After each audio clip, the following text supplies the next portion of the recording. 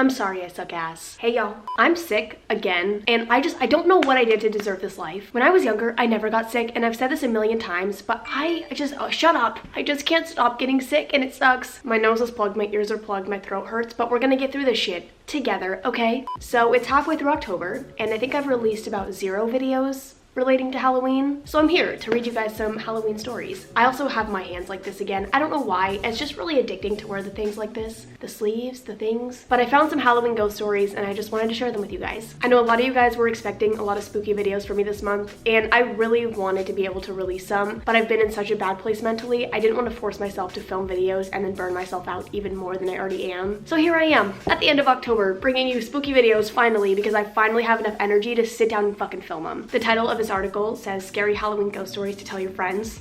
And considering you guys are like my only friends, I'm gonna share the stories with you instead of like real life people. I'm gonna just share them over the internet. That works for me, honestly. I need to stop wearing these like this. It just looks ridiculous. I'm not sure how many there are, but we're gonna try to go through all of them. This is gonna be a rough video. You got this, bitch. Okay, the first story is called Screaming Jenny. According to legend, in the town of Harper's Ferry, West Virginia, an elderly woman called Jenny lived alone in a small, ramshackle hut along the newly built railroad. Although she didn't have much, just the shack, whatever food she could scratch that day, and her small fire to stay warm, she shared what she could with her neighbors. One day, she was so focused on that night's dinner that when a spark from her fire lit her skirts on fire, she failed to notice until the flames had reached her skin. As they spread, she bolted up and ran along the tracks towards the railroad station for help. Unfortunately, her screams masked the sound of an approaching train, and despite the conductor's attempts to slow down, she was hit moments later. Poor Jenny was buried in an unmarked grave and promptly forgotten until a few weeks later when another train headed for the station mowed down a screaming woman on fire. The conductor, of course, was unable to find her body. The fiery apparition was Jenny's spirit, which desperately searches for help on the anniversary of her death each year to this day. Wait, these are actually so cool. Okay, for some reason I wasn't expecting them to be like folk ghost stories, but these are actually really cool. When I was younger, I used to love hearing ghost stories from my friends, and not like ghost stories like paranormal stories, but stories like this where it's like Jenny did this and then to this day her spirit still haunts, you know, and stuff like that, where it's spooky but it's not scary, you know what I mean? Wait, I love this shit. I'm so excited now. Also, I just remembered somebody tweeted at me. They were texting their boyfriend and they were like, guess who I'm watching or something, and he went up and he like listed a bunch of YouTubers that she could possibly be watching, and then he goes, or that one girl who sits on the floor, and I was the one girl who sits on the floor. And I just didn't realize how weird it was that I sit on the floor in every single video. I don't know, I just figured most people sit on the floor. I don't know. Am I the only YouTuber who sits on their floor? I don't like sitting in chairs. I feel like it would be really weird if I tried to film a video sitting in a chair just because like I move so much and I would fall. I don't know. Next story. This one's called Her Sister's Follower. My older sister has a ghost that's followed her around for years. I lived with her once for about 3 months, and so much weird stuff happened in that time. All my sister would say to me when I mentioned it was that her ghost didn't like me being there. Things like going to bed with everything locked up and switched off, and waking up in the morning with the back door open, lights on, and the kettle switched on. But probably the most scared I ever felt was one afternoon, when I was the only one in the house, which never happened, as 4 other people lived there. I'd arrive home from work and headed straight to the bathroom. All the doors, windows, etc. were closed. I was standing in the bathroom and started squeezing a pimple on my chin when a female voice in the hall said, "Stop picking your zits." Wait, actually me as a ghost. It was loud enough and sounded real, and at the time I thought it was my sister. As it turns out, it wasn't. She was unable to find her sister in the house, or anyone at the time. No human, at least. Okay, wait, I'm assuming it's like a mixture between folktales and ghost stories. I'm not really sure. We're just gonna keep going with it and see what happens. The third story is called The Long Black Hair. Centuries ago, the lord of a distant land called on the service of a samurai living in the Japanese capital. Given that he had fallen on hard times, he quickly accepted. But instead of bringing along his wife, he invited another woman to accompany him on his travels. Years later, his duties were finished, and he found himself missing his wife at last. He must have been nervous when he returned to his old house in the capital, especially when he found the woman sitting alone in silence. But she didn't appear to hold him any ill will. In fact, she happily welcomed him back. That night, they fell asleep in each other's arms for the first time in years. The next morning, the samurai woke to find himself clutching nothing but a pile of bones and long black hair. Later, his neighbors explained that his wife had fallen ill the previous summer. Abandoned by her partner, her body was left to decay where she died, in the house he had left so long ago. Holy fuck. These are so nicely written too. I didn't think they were gonna be super short stories, but wait, I love this shit. It reminds me of the ones I used to do all the time, like the shortest scary stories and stuff like that. Okay, the fourth story is called The Shadow. I was babysitting my niece once while I was staying at my brother's place, and they had the baby camera set up so I could see her on the little TV it came with. I was studying and started dozing off when I heard some whispering and realized it was coming from the monitor, though I initially thought it was some backfeed or something. But when I looked at the TV, there was a dark shadow near her crib. Fuck this story. I've never been more terrified in my life, but the shadow was clearly there where it had not been before. I ran to her room and looked around and saw nothing, but I took her the hell out of there. I went back to the TV and the shadow was clearly gone. I told my brother what happened, and he pulled me aside and told me not to mention it to my sister-in-law because she'll freak out. But that he had seen the same thing several times now with the same whispering. No. Not today, Satan. No, I didn't think these were gonna be scary. I got my hopes up that they weren't gonna be that scary, but I hate that shit. I'm gonna find a shadow tonight. Story 5, The Vanished Hitchhiker.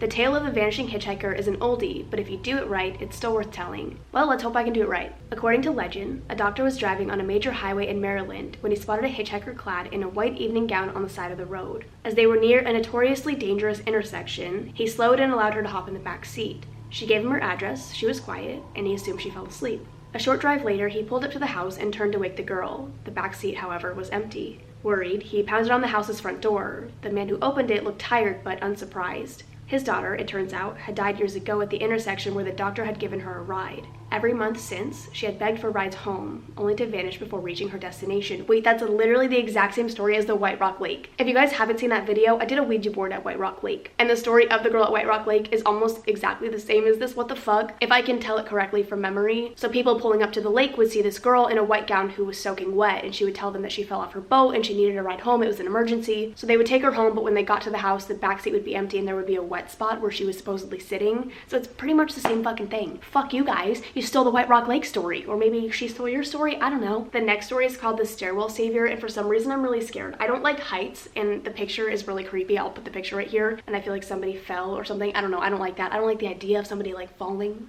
right there. Okay. I walked out from the door and distinctly heard the phrase "look," and to my astonishment, a red light, almost like a spotlight, was cast upon the wall at the very bottom of the stairs. Being a little kid and it only being a few days from Christmas, I knew what this light was. It was Santa. I was so excited I began walking down the stairs to greet him, picking up my pace after the second step as it began to creep off the wall and fade into the darkness into my living room. That's when I heard him, a very strong masculine voice, different from the first. It said, "Stop, right now.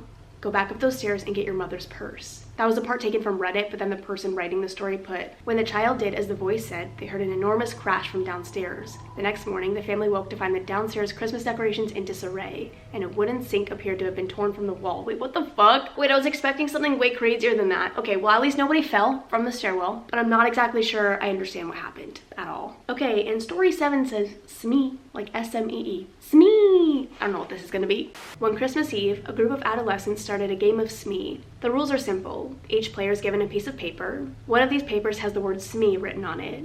After turning off all the lights, the person who received the Smee paper runs and hides, and the other players look for them. The catch? Nobody knows the Smee's identity. The only way to tell is if you come across them and ask.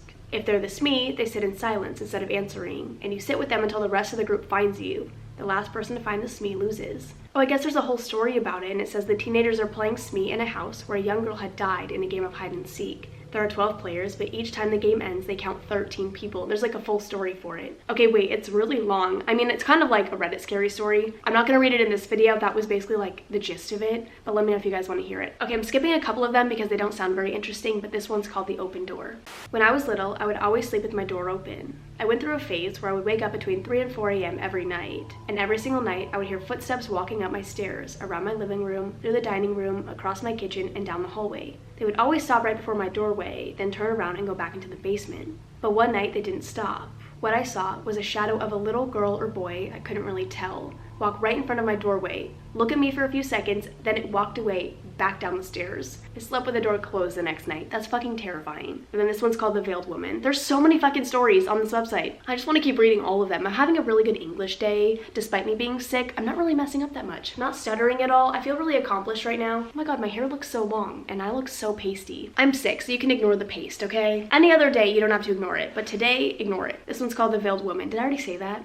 Years ago, a man named Carlos was on a midnight stroll around the cemetery when he spotted a veiled woman gliding along nearby. Why would you go on a stroll in a cemetery at midnight, Carlos? He scurried over and made a few attempts at small talk until she asked him what he wanted. Naturally, he asked her on a date. naturally in the cemetery when you spot a veiled woman. Yeah. She said no, but told him to ask again tomorrow night at the same time. When he returned the next night, they talked for hours. At the end of the night, he asked her out again, and again, she said to return tomorrow. When he came back for a third time, he asked her to lift her veil for him to kiss her. After a few moments, however, he opened his eyes to see that he was kissing not a beautiful woman, but a decaying skeleton. He tried to tear himself away, but she held him tight and pulled him into her tomb forever. That's so fucking scary. I don't know why. I might butcher this one a little bit. It's called Hanako Son. I'm gonna try to say that the best that I can. It says, according to legend, the tale of Hanako Son is a sad one. During World War II, the schoolgirl was using the bathroom when the building was hit by a bomb. She was killed instantly, but her spirit still haunts the bathroom stall where she died, not just in her own flat in school, but in all of them. To this day, children can find her waiting in the third stall of any third-floor school bathroom. If you knock 3 times and call her name, she will appear when you open the door. Sometimes she wants to play. Other times, she might drag you to the underworld. Those are the stories that I fucking love. I don't know why, like Bloody Mary and stuff like that. That's what this kind of reminds me of. I love reading stories like those. And you don't really hear a lot that are super original nowadays. It's all gonna be like Bloody Mary or, I don't know. I can't really think of the other games. I have no brain right now. My brain is mush. But you guys know what I'm talking about. The very popular folk tales, that kind of stuff. So I like hearing stuff like that because I've never heard that one before, but I love it. It's so interesting. I hope you guys enjoyed. I promise I'll have more scary videos coming out very soon. I'm sorry that my upload schedule has been all over the place. I know I keep apologizing for that and I don't fix it, but I'm trying really hard, I promise. If you guys like this with all of the mini scary stories, let me know. It's really similar to videos that I used to make. I kind of stopped doing them as often because I started reading your guys' paranormal stories, but I actually really like the stories in this. I like that it's kind of a mixture of like paranormal stories and then weird folk tales, stuff like that. So let me know if you guys like this because I'll try to do more of them. Happy October, happy spooky season. I'm sorry that I'm not giving you enough spooks this month, but I will give them to you the rest of the year, so you have to forgive me. But I love you guys and I will see you in the next one. Bye. Poopity scoop. I was cleaning up my desk yesterday morning and I was picking up a Diet Coke can and I picked it up by like the mouthpiece. I don't know why, like where the soda like comes out of the can. And I literally sliced my finger open on the thing. I don't even know how I did it, but it hurt so fucking bad.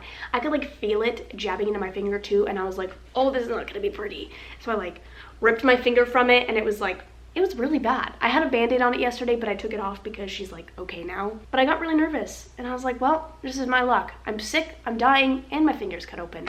From Diet Coke. She betrayed me. I can't believe it.